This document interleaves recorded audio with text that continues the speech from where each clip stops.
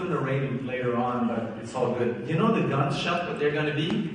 They're going to practice the terrorism thing. So that's better practice than actually doing it. And, terrorism, is that what he was saying? Yeah, so I'm used to talk about things that passion me about. It can be anything.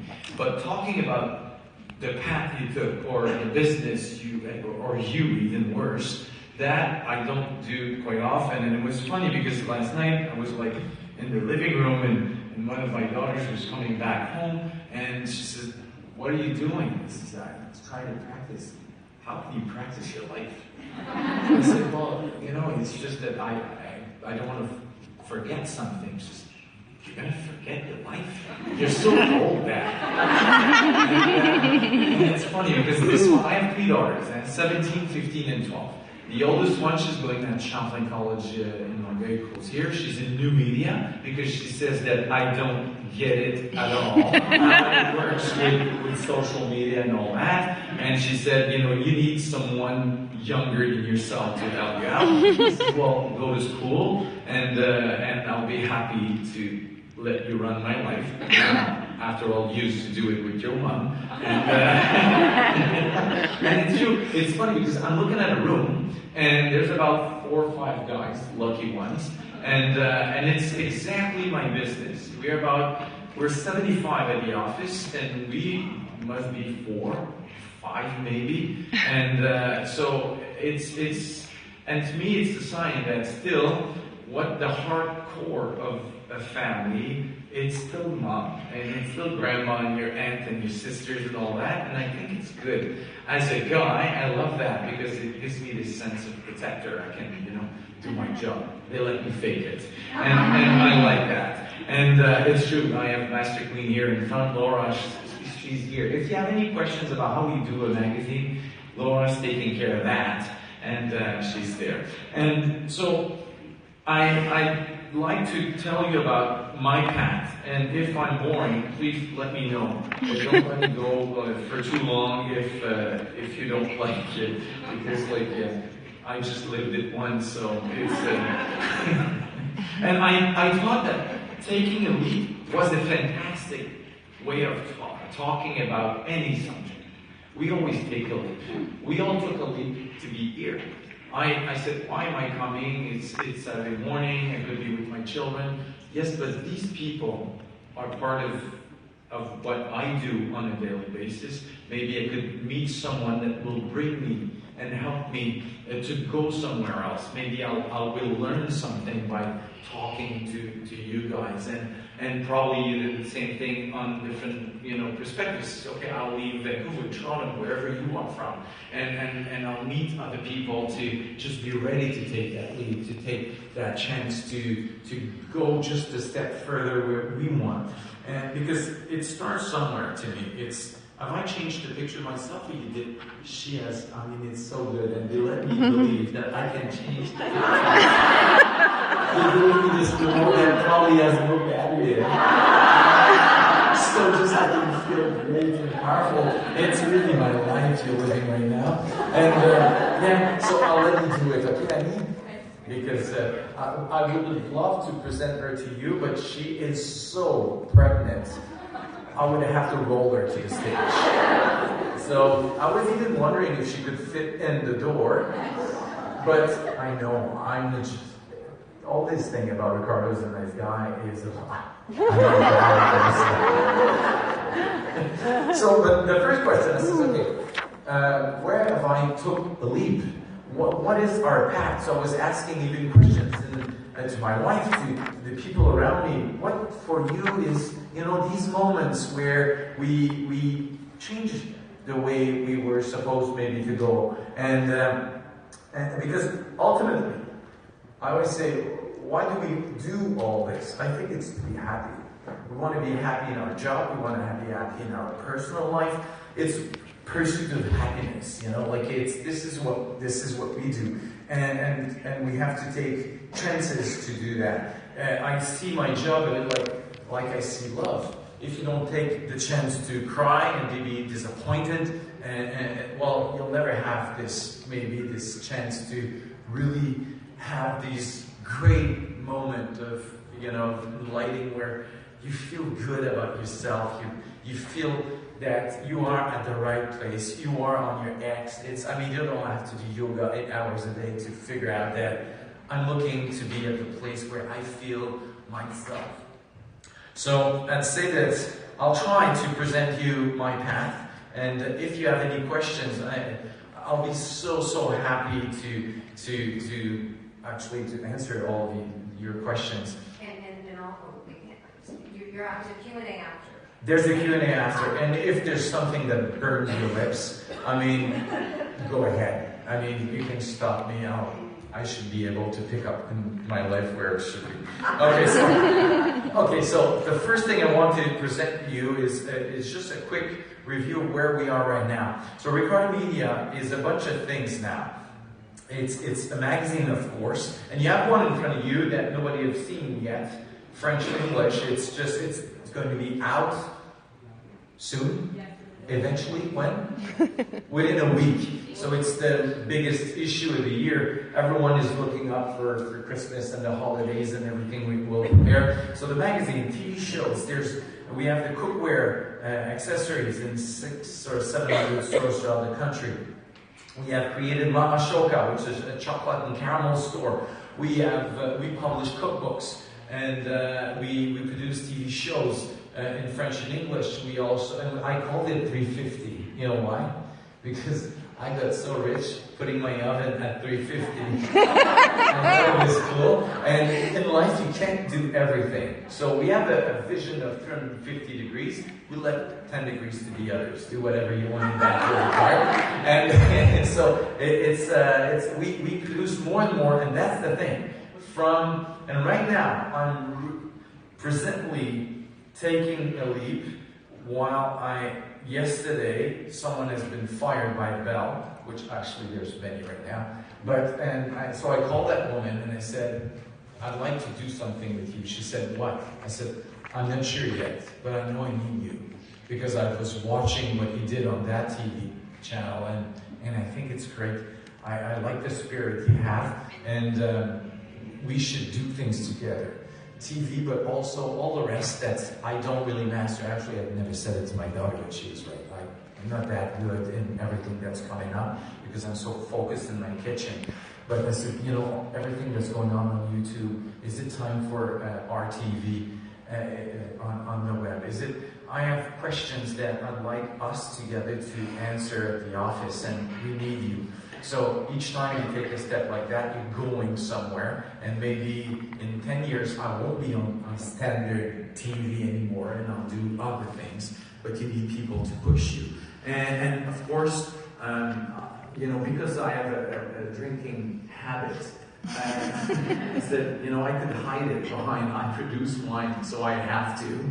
And so we have two wineries. One in South Africa, we produce a Sauvignon Blanc de Shiraz, and it's the second week now, we have a wine from Spain, the south of Spain, in the Jumeirah region. It's a beautiful wine. So all things like that are just fun. But never in my life I would have thought of that.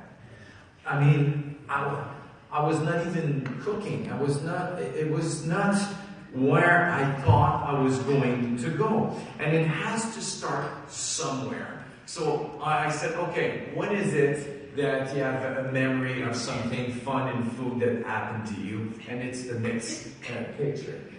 This in 1967, my father presenting to me my first birthday cake. And it's funny, in that time, my mother doesn't exist anywhere because she's always taking the pictures.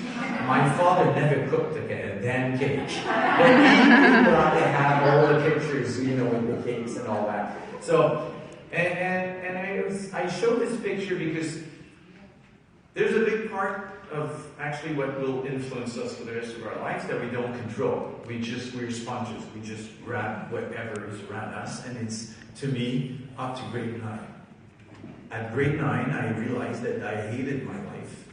I didn't like that much to be in my house with my parents. Nothing was good. But I had this feeling, and that I'm so happy, and I don't know why, that It could be something else. I don't have to be unhappy. Am I going to be unhappy until I'm 30? Oh my God. And I thought that was the... I mean, you didn't go for that. I mean, it's the end of space. And so I said, I want to change that. I want to have fun. I would like to have friends.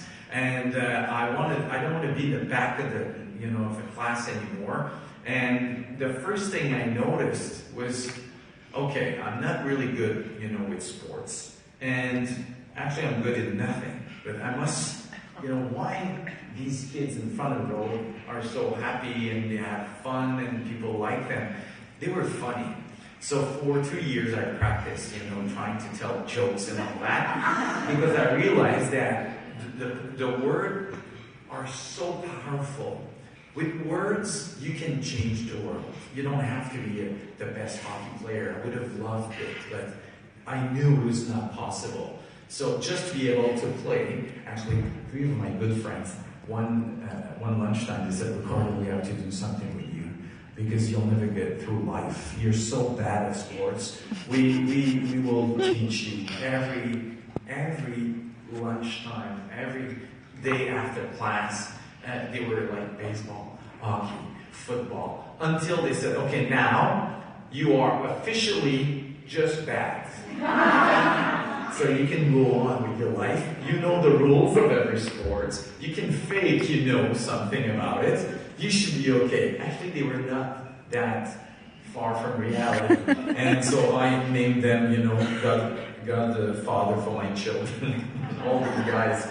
So the story is about words. How can we create something that can change the world? Every day, I think all of us are changing a little something in our sphere around food. Food is the heart and soul of a family, but a community. And at the end, it defines a nation. This is why we go to France and Italy. It's because from a village to another one, it's different. It's like another world. And this is what I want to cultivate. To say to people, we have to be local. We have to be different. We don't want to be alike. We want to be different. So we give reasons to go to any other places in the country. We contribute not only to family and culture, but we contribute also to our local economy. It's proven. I mean, billions of dollars if we just start to help. I mean, you start by yourself, and everything will change. So, can you believe I'm just at page 2? Okay, so we gave titles to these images. Finding the right path career, to me, is the first leap to almost to everyone. It's how do you? I mean, you're 16, 17. They ask you, what do you want to do for the rest of your life? I don't know. I mean, I don't know what I'll do this afternoon. I'm on the couch right now. I'm playing games. And you want me to decide. And I see it. My oldest, 17. She has to decide. Next year, do you go to university? What do you do? Do you choose something? And it's tough. And a teacher told me, Ricardo, you just can't stop talking. You should be in the old field business.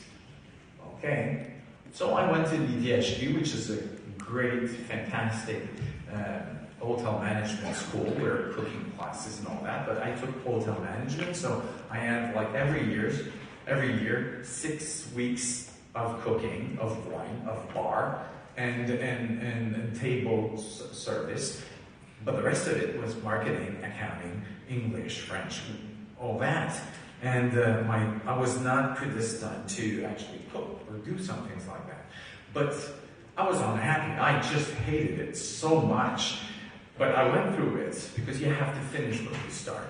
And but I was so happy in the cooking class because it was fantastic. There was a guy, a marquis, kind of a count in French, a marquis de béchamel, who someone liked him and created a white sauce, the béchamel sauce. And to me, okay, the white sauce my mom is doing has a name for a guy. It was kind of, to me, extraordinary to see, okay, there's a word for that for everything. And they got me, I mean, it kept me in school because it was I could touch it. I could touch the stories. And already words and stories and things, it was there. And I really enjoyed it. And after that, I said, okay, I'm done with this. I did it. I want to do something for me. So I considered that telling my mother, grandmother, we had no money. Really, it was not a nice period, a personal nice period in our lives. And I said to my parents, I said, I'd like to go back to school, and I would like to go in broadcasting. He says, in broadcasting? You want to be an actor? No, not really an actor, which would be nice, but no, not really. I'd like to work in the TV and radio business. You're not going to make money. You're going to starve. There's no jobs. I mean, where are you going to work? And they were so panicked by this idea. But for the first time, I think, in my life, I was convincing. I convinced them that I had to do this for me. And I always cry a lot. So I cried a lot, trying to explain to them I was going to die. And nothing would save me after. No pills would, do any good to me. And they said, okay, if it's really what you want, we'll find the money and you'll go. So how much? Where is it? I said, it's in Ottawa. Ottawa. I remember. It was like this crazy family going to Ottawa. We have to find a place for me to sleep. So we go there. The grandma, my mother, and my sister together. We're looking on the walls of the school and looking at where could we live, could I live, and you see how tight we are. It's always me. And so I remember my grandmother said, well, I don't speak English. Never, really crossed the border except to go once in Florida. But I'd like to have a tea. That's pretty easy, Grandma. She says, no, I want the real thing. So we went to the Chateau Laurier for the high tea. Oh my God. And I said, it's funny, man. All rich people, and they just can't put meat in their sandwiches, just cucumbers. And so my grandmother, my sister, and I, we were having a tea talking about, we'll never find an apartment that we can afford and all that. And there's a woman at the table next to us saying, I'm sorry, I'm listening, and you're looking for a room for your son? Yeah, yes. And my mother, and it's funny because actually language is never a problem when you want something. So my mother said, stay here, Ricardo. I'm going to the next day. So she came back, she said, and I'm 18. She says, yeah, bro. So you're moving to her place. And this woman actually had 2 rooms in her house, and we were 2 guys. One guy was at Ottawa University to become a policeman, and me. And we were there, and it was all good, and I stayed there 2 years, and I loved that school from day one. And I started to be better in English, and even though the class was bilingual and all that. So I did that's the first thing I did for myself. I was happy. I was doing what I was doing, and I was looking at these guys and girls in the classroom saying, oh, we are going to change the world. We will rock CTV and CBC. It's going to be us. And it is. It's so cool. And then the second thing I did for myself was to move. I moved to Saskatchewan. At that school, I met my best friend, who was from Saskatchewan. And he said, Rick, there's an opening at CBC in Saskatchewan, and I think you should apply. I says, okay, I should do that. You're right, I should go. But it's so tough to leave your family. I mean, it's not leaving, you're going to Ottawa. I mean, it's 3 days drive. It's far. And at that time, there was no, the phone calls were expensive and everything. And there was no emails. And I was sending postcards. When I say this to my girls, they look at me as like I was some sort of prehistoric guy. But it's true, in 25 years, everything has changed. And all of us we are the one that have lived the transition between these 2 periods. So I left. I think I cried until Kenora, on the border of Ontario. And I stopped crying in Kenora because I said, oh, this is so damn beautiful. What a great place, all these boats. And from that point, I forgot about Quebec and where I was from. And I started to move on to what was coming up to me. And I think when you move somewhere, you want to change something, the worst thing is always to compare it to what you had before. Screw what you had before. It's what we'll have in the future. And I started to meet people and have fun, and I was no more a guy from Quebec. I was a Saskatchewaner, and it was fun. It was different, and it's a leap I took. And once again, I can say, maybe we can go to the next one.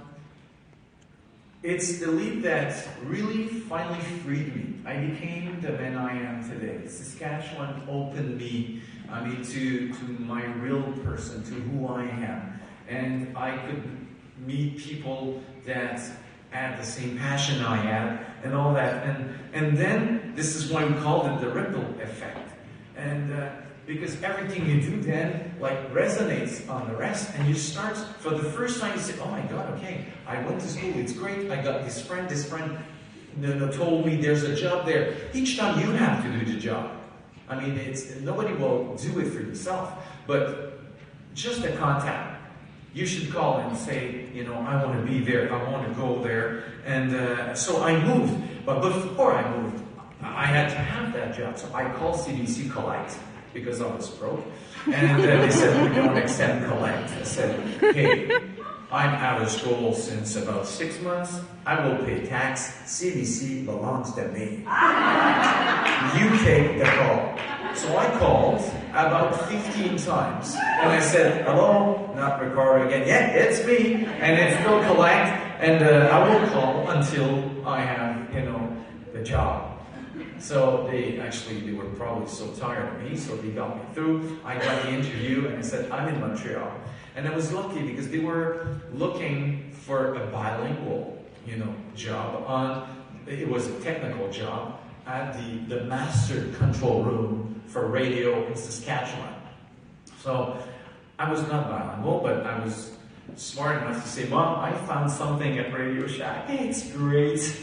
It's called a speaker phone. She said, what is this? It's a phone. You can push a button on it. You don't need to hold nothing. You can talk loud. Why do we need that?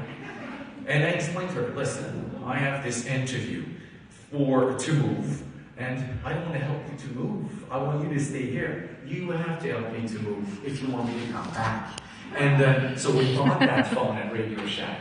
I said to my grandma and my sister, we have to take all the furniture out of the living room, and you will help me. I know that I have certain categories of questions, technical for satellites, for microphones and all that. So I wrote on a point form things about these subjects, and I placed the phone in the middle of the living room, all the cardboards around, and then my mother, my sister, and myself in the middle of the living room. And this is okay, Ricardo will talk about, satellites and transmission. So all of us, and remember, I have a grandmother and a sister, and everyone didn't speak English at that time. So they were all going around the board, and when they were hearing a word, they were just looking at something that was looking like, I am the best interview. They thought I was a damn genius. You can talk to me about anything you want. I have the answer. The problem is, when I arrived there, normally I was supposed to have 3-4 days training. After 3 months, I couldn't figure it out. And they said, you are the worst employee ever hired. We don't have words to describe how bad you are and how stupid we are, because we hired you permanent forever. And I said, can I really, die here working like this, and you have to actually pay my pension fund and everything? Yeah, I love this power. I said, I'll make a deal with you, because you know what? I hate this job, and it's not my purpose in life. What do you want to do? I'd like to have a radio show. Oh, Mr. wants a radio show. And, you know what? Because at that time I was dreaming to be Casanova. So I said, if I remember my math classes, if I invite every single girl, married or not, in the station, chances are I will, get girlfriends. So I invited every single girl at the station. But the thing is, you always go back to true nature. I was just having fun, and at the end it was like parties every Friday. I was cooking like hell, and it was cool. And really quickly the words, spread. You have to go.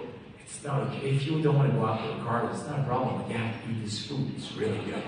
So after I think 3 months of that, I knew more people in Saskatchewan than people born and raised there. I had so many friends, and food got us together. It was great.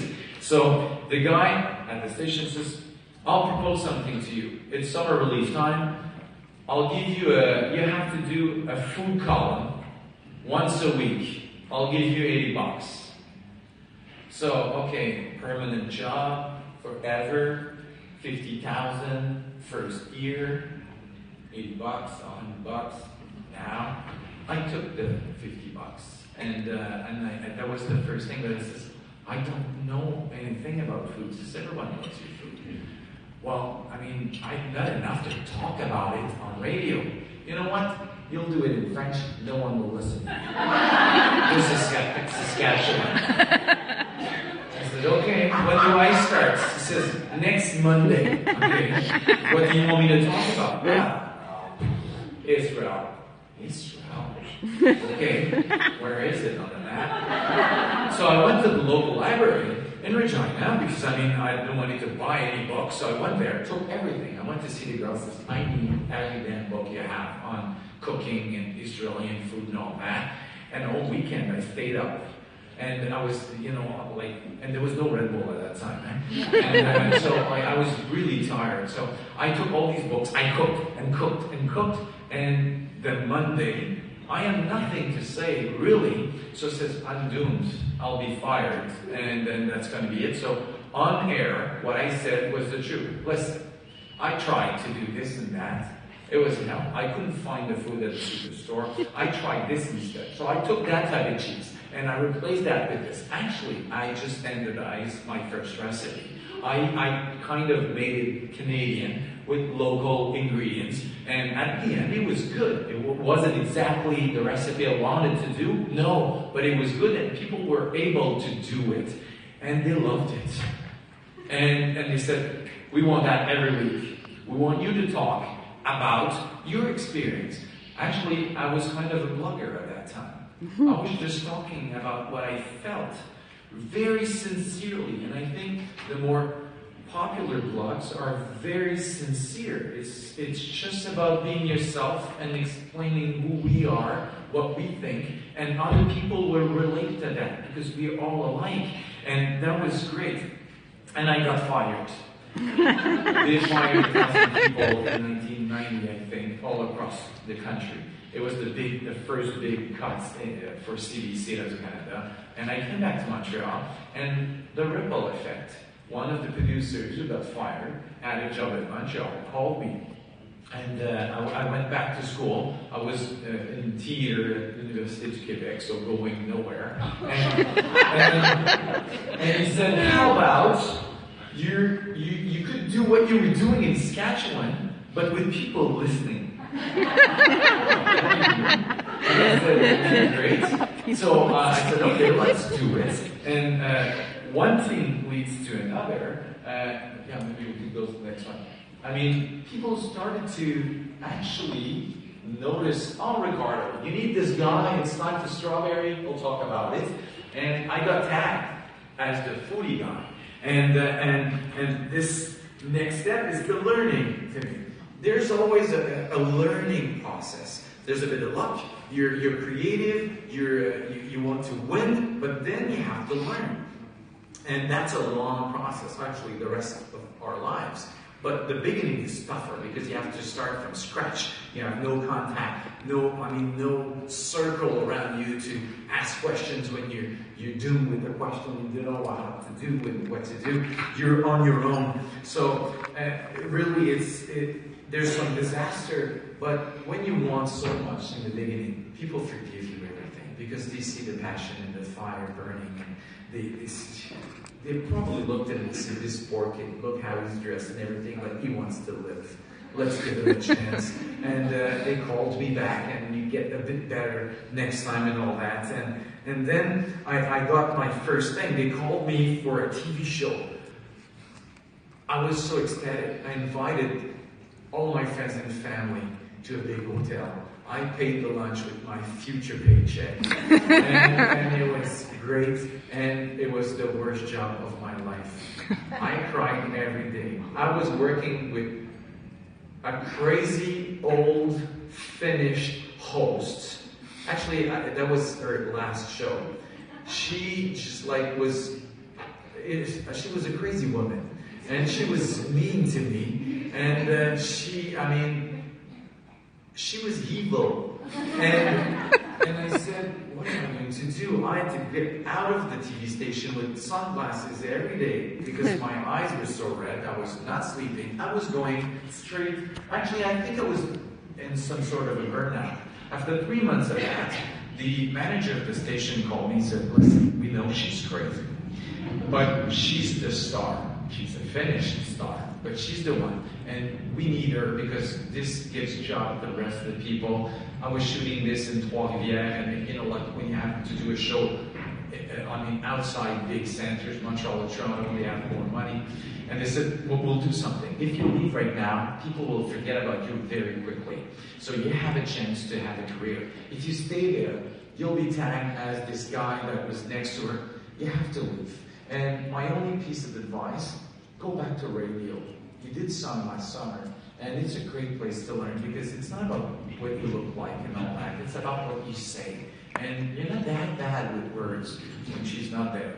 And so that's what I did. I went back, and this is the period where I met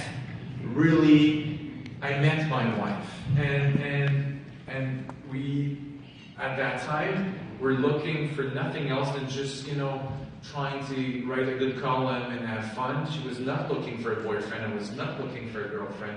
We were focused on something else, but we found ourselves. And we were made to be together. And 20 years later, we took the decision because we realized after a couple of months of being together that we could pay the bills. We could actually, I didn't have to have like 4 other jobs. I could, with what I loved in life, actually pay the bills. And then we realized, okay, if we can pay the bills, we have to be the best. We can't be, we're not actors. If you're a fraud, people will get you, wherever it is, in your personal life, in your job. We have to be the best. We became obsessed with food. Buying, every cent we had, it was to buy this new cake mold, it was to buy a magazine, to get a subscription to even like I remember when I got my subscription for Champlain and then Martha Stewart and all that. I still have all the copies. To me, it was fantastic to be able to read things that people were actually doing what I was dreaming of was great and stimulating and all that. And so we started to work together, and we said together we could be the best. We will be the best. And we didn't know in what exactly, except it was going to be food. But we wanted to do this. And by focusing, then everything slowly, going to all these, cheese tasting and wine tasting and trying to get this network around us. You're in early 20s and it's great. And then something happened. My wife had a job on a food show. It was called the mother and sister, mother and daughter having a show together. They were having these cookbooks, and they were looking to have someone that could create recipes for them. So Brigitte, my wife, said, my boyfriend can do that. He's a fantastic chef. What the hell are you doing? We can create a recipe, but they want recipe every day. They have a food show. It's just, why? Why wouldn't we be able to do that? This is what we do. It's just on a larger scale. Says, okay, let's do it. We created over 1,000 recipes for them. We discovered fantastic people. We worked with them for 8 years.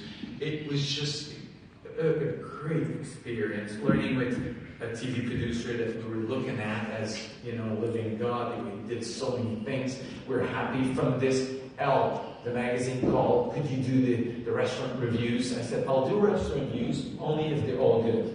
He says, well, it's not positive. Well, you only have 2 a month. Do we really have time to spend on, restaurants that aren't good?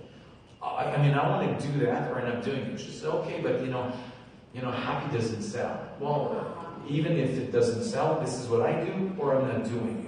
So I started to do that. It was great. It worked. We created the first company, Les Productions Culturalité. We were not producing anything, but we thought it sounded big. And it was the first thing. And then from there, the TV producer said, you're funny, Ricardo. And Brigitte, you're really good behind Ricardo, working on the content. And how about you start, on a show, a daily show, and it was called Look at My Face, Innocence. So Claudine, which is still a good friend, with her I've discovered how funny life could be, because she's a crazy woman. And I did so many things with her, and besides food. And then while I was doing these TV shows, La Periscope, the paper, and they called Brigitte and I, and that was the first time. They didn't call me, they called us. And they said, for 10 years, we don't have the food section anymore. We would like you to create or recreate the food section. So the Cahiers Gourmand. So I said, okay, what can we do? Well, that's your job. Tell us what we should do. So we said, well, in the National Post they do this, in the New York Times they do that, and we're looking. So all our inspiration source, we gathered them together and said, this is what we propose to you. And we did it for 2 years. And this is where I started to travel. And it's strange because at that time I said to the paper thing, when they invite you to go to Olives for that, or chocolate in Costa Rica, whatever you want, or you need in the magazine, I said, I'll go only if there's no one from Quebec. And they said, why? It's not about, I'm not happy in Quebec or the people of Quebec, but I know these people. I can, phone if I want. I want to meet people. I want to get out of my, standard bubble where it's always the same. So this is where I started to meet people from Hidden Living, from Elizabeth Baird, that I was looking from, oh my God, it's Elizabeth Baird. I remember the first trip I did. I was so impressed. And over the years, she became a friend, and we have raised money together after.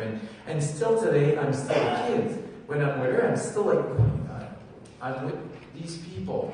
And I always see myself as day one. And it's so impressive. So that led me to, and having confidence in myself. Okay, people really, you start to be noticed, and people take you as a reference once more. It adds another layer. If we have the work, and if we have the power to change things, it means we have to be accountable for everything we say and do.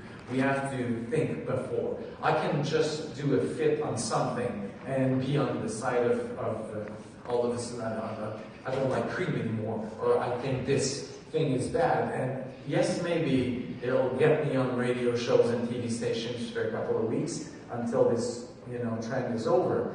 But on the long run, what is it going to give us? A big damn zero. Because at the end, I see myself and our whole business as journalists. We're not there to say to people what to think and do. We're just there to collect information, transfer it with passion, and try to open eyes of young kids, or this grandpa that just, got retired and starts to cook. And people are bright. They will take their own decisions. Who doesn't like his kid and family? We're not stupid. I don't have to tell you you're not eating enough of this or that. I can give information, and then people will decide. This is the line we always take. Trying to be as non-judgmental as possible.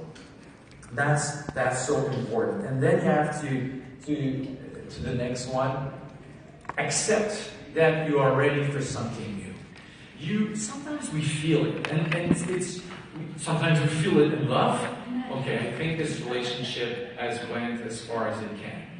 I don't know how I'll get out of this, but I know. Sometimes it takes 6 months, sometimes it takes 15 years to say, I'm ready and I'm strong enough and I have no fear and I will go. But you know inside. And if you wait too long, it's a big mistake. You have to listen to yourself and say, okay, maybe I'm not totally ready for the next step, but I am ready for the next step because I'm not alone anymore. There's people with me, around me, that will say, hey, no, Rick, you convinced me that you were ready for that. Don't back off now that there's a bit of fear coming up. It's normal. There's never something that's going to be easy when you change and you take this next leap. And you have to go. So I said to my TV producer, you are always working, with singers. He was very popular with singers and all that. But you know what? There's only one ninja did, and he got already is Celine Dion. So, you should stop looking for singers and think of the cook. You want to make money? I want to change the world. Let's do it together. And I think there's something. And that was my first, I'd say, deception. Because he was saying yes, but it was nothing happening. And he didn't trust me enough or had enough confidence in me. And it's tough when you realize that the message and the things you believe in, someone else is not seeing it the same way. They don't believe in you the way you would like them to believe in yourself, but you have to accept it. It's just a fact. You have to be, honest about it. So I called Radio Canada, and I called TV, and I called everyone, and I said, I'm Ricardo, and I'd like to propose to you a TV show. And Radio Canada said, yes, we'd like to meet you. But it's strange how life is done, because at that time, I didn't know that La Presse were creating our TV production company. But I went to see my bosses at La Presse to say, hey, I have this idea about a food show. And I'm explaining it to them about it. And they said, and I said, would you like to be a sponsor? Would you like to, I'm working with you, in your paper. What do you think of that? And to them, this is so funny. It could be our first show. So all the dots connected together. I was the first show of their TV production company. Radio Canada was happy because they were having a food show with this guy that had a certain credibility because of the newspaper or stuff he was doing on radio.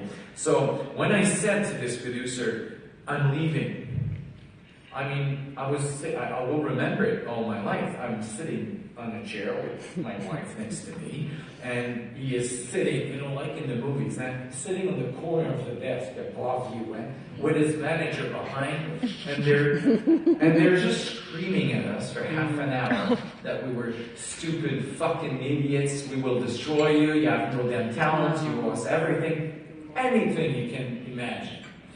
And it's funny because just before that, I called for the first time a lawyer, and I said, and she was working with rights, because rights was the beginning of my thing. I says, Brigitte, I think that food is also a bit an art. We're not musicians, we're not authors, but we are authors. We're creating something. We should protect who we are. And this is how it works. I always have these ideas, and then Brigitte takes them, and she kind of says, yeah, you're right, I'll call that lady. I heard she's good, with rights, and I know we have a lawyer here that she's good at that here, too. So she said, you know what, if you want to take that leap, you better sign your contract with Radio Canada before. Because you will be so scared that you will probably back off, but then it will eat you alive, because you will feel betrayed, even though you never betrayed them, because you announced your colors for years before. And so you have to do that. Sign this, do it, there's no coming back. And that's what we did. And in the elevator going down, we were looking at each other, and we were just, we did the right thing. Maybe it's over. We were so scared. Not crying, scared. And we went to the restaurant, and we we had a couple of glasses of wine, and we're not big drinkers really. And we said, okay, let's move on. And with now looking at that time, I can say that it's the time when we decided that no one would crush us anymore. I mean, when you have a talent, I mean, it's not because someone puts you down that all of a sudden you don't have that talent anymore. It's there and nothing and no one can take it from you. It belongs to us. We grew all these years to become this human being that tries to be a good person and work hard, and an idiot's going to rip it off? No. These people, and it's another lesson. It's like, never in my life, first one with my crazy host, I say, if ever I have the chance to be next to someone that starts, if that person annoys me, I'll just let her go or let him go. And if I think there's any light in this kid and I can do something, I'll be patient and I'll do it. And I'll prevent that person to be broken from day one. Even though then it's always easy to say, oh, yeah, but everything is positive and we'll take all that as a new experience. And yes, we have to do this. We need resilience. But do we need to suffer in reality? No. When it happens, we live with it. But it's not a necessity in life. I always say to my team, where do we go? Where do we go, Laura? We go to the top. This is where we go. And we go to the top. Why? Because we deserve the best. You deserve the best. There's no reason why we wouldn't have the best, because we deserve it. And then from there, we, in 3 months, 3-person, my wife, a good friend now, and myself, we said we want a magazine. 3 months, 3-person, we create a magazine. I created all the recipes. My wife wrote the articles. We found a photographer, and there was there. This is Beatrice. She's now 17. Clémence, that is 15. Jeanne was not born yet. It's day one of this great adventure where we wanted to do more. Brigitte and I on air. She was on air with me once a week. Brigitte is a nutritionist from University of Montreal. We were together in that show, just doing everything and feeling for the first time that things were moving along. And this is the time where we created Ricardo Media. And then we registered the R. And we were starting to see that maybe it could be more than just, a guy doing a recipe on a TV show for I don't know how many years, and then there'll be another guy. How can we go further than that? And then my best move. You're working with a very powerful company. It's called Power Corporation. They own 50% of your company. We've built it together. We're supposed to go to the top together. You have connections around the world. And you realize that it's not because it's big that it's good for you. Maybe good, but for you. It's not because it's big and it has a lot of money that you're more creative, that you'll meet more people. Because at the end, money can do a part.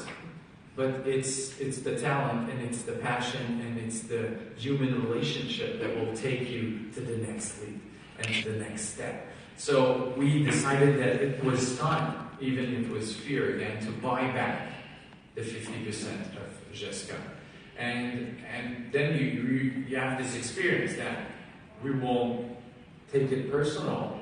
They can scream, we have the experience, they can do, you get ready for everything. And then it's a different battle. It's the first business battle. It's not about personal and screaming, and it's not about names. It's about money and lawyers and equity and shares and realizing that it's not going to be a simple task to get out of there without annoying each other. How can we do this? It took 1.5 years and millions of dollars to buy back this thing and all that, and to say we deserve it. Why do we split? Because we are entrepreneurs. We take risks. I will sign my house again and again, and I will move wherever it takes in the country to get what we want. We're a family. We're ready to do what it needs for. When you work with huge companies, they have like 2 boards and meetings, and it's more complicated. They have great advantages, but as a small entrepreneur, it was tough on us because it was too slow. And a business could live for 1,000 years. I mean, we don't have 1,000 years. I want to enjoy it now and see it and leave the legacy to whoever will take care of that business after. So we bought everything back.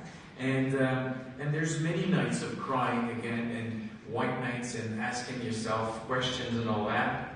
And that's so important. And then you move on. And that's just the part to make my employees laugh. Oh, this is the Food Network. We're getting on the Food Network. 120 shows around the world in 120 countries. The next slide is even funnier. How do you make yourself noticeable? Well, it was the time for big buckles, belts, and flower shirts. And if we can see, does it work? So I got noticed for these shirts. I got noticed for these shirts, and my kid thinks I'm really someone that is a miracle if he got where he is. And after these shirts, I could say that things are going, it's not easy all the time. I mean, if you move on and into the next one, it's not always easy, but we can see that we can master. So I'll check if there's a battery here. I know, see, there's no battery. That was all down. So things are not as simple as it is every day, but I have this sense now in my life that we can together, because we're 75, we can create things. That was the biggest dream we had, my wife and I, from day one with the magazine. To be the first Canadians to be coast to coast in French and English.